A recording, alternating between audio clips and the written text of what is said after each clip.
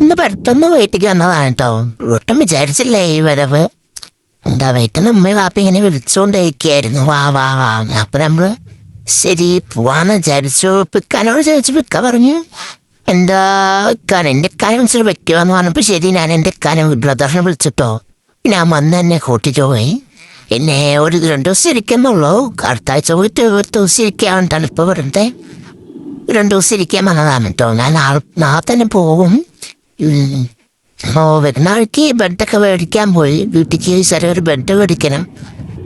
അപ്പം അതൊക്കെ മേടിച്ചിട്ടാണ് ഞങ്ങൾ വന്നത് കേട്ടോ. ഇവിടത്തെ ഭയങ്കര സന്തോഷമായിരുന്നു. കാലത്തിന് ശേഷം ഒരുപാട് ദിവസത്തിന് ശേഷം ഇവിടെ കണ്ട ഒരു പീനൊക്കെയാണ്. ഈ പ്രവാസികളെ നാട്ടിൽ കയറുന്ന പോലെയൊക്കെ തോന്നും കേട്ടോ. ഈ നമുക്കൊക്കെ ഭർത്താവിൻ്റെ വീട്ടിൽ നിന്ന് വീട്ടിൽ കയറുമ്പോൾ നമ്മുടെ വീടത്തെ ഉമ്മയും വാപ്പയൊക്കെ കുട്ടികളെ കാണാൻ കാത്തു നിൽക്കുകയാണ് കേട്ടോ.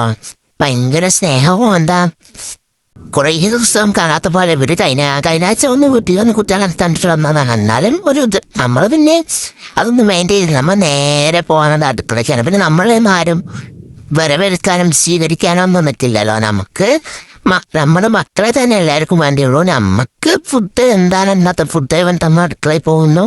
നമുക്ക് നല്ല ചിക്കൻ കറി ഉണ്ടാക്കുന്നുണ്ടായിരുന്നു. പിന്നെ നല്ല ബീഫല്ല ഈ നെയ്ച്ചോറും പിന്നെ സാലഡ് ചില്ലി ഒക്കെ ആയിരുന്നു കേട്ടോ.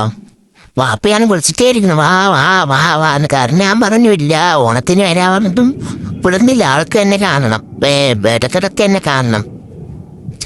എന്നിട്ടെന്തായി ഫുഡൊക്കെ വിശന്നിട്ടാ വരുന്നത് കേട്ടോ. കാരണം അവിടെ ഒന്നും കഴിച്ചിട്ടില്ല രാവിലെ ഒന്നും.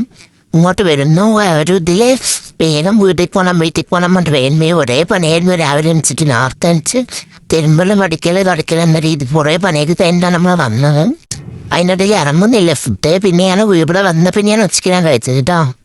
പിന്നെ നമ്മൾ ഒരാൾ ടി വി നോക്കിയിട്ടേ കഴിക്കുള്ളൂ. അതൊരു ശീലമായി. അത് കഴിഞ്ഞ് നമ്മളിതാ സുന്ദരം കഴിച്ച് ഒട്ടിക്ക് കഴിക്കുമ്പോൾ കൊടുത്തവൻ കഴിച്ചില്ല. അവിടെയാണെങ്കിൽ 2 നേരത്തെ ഉറങ്ങും കേട്ടോ. ഫുഡ് കഴിച്ചാൽ ഇവിടെ 4 മണിയായിട്ട് അവർ ഉറങ്ങിയിട്ടില്ല. ഇവിടെ എനിക്ക് ഒരാൾ അമ്മമ്മ കൊണ്ടുപോയി ഉറക്കാൻ നോക്കുകയാണ് കേട്ടോ. ശരി, ബായ്, അടുത്ത വീഡിയോയിൽ കാണാം.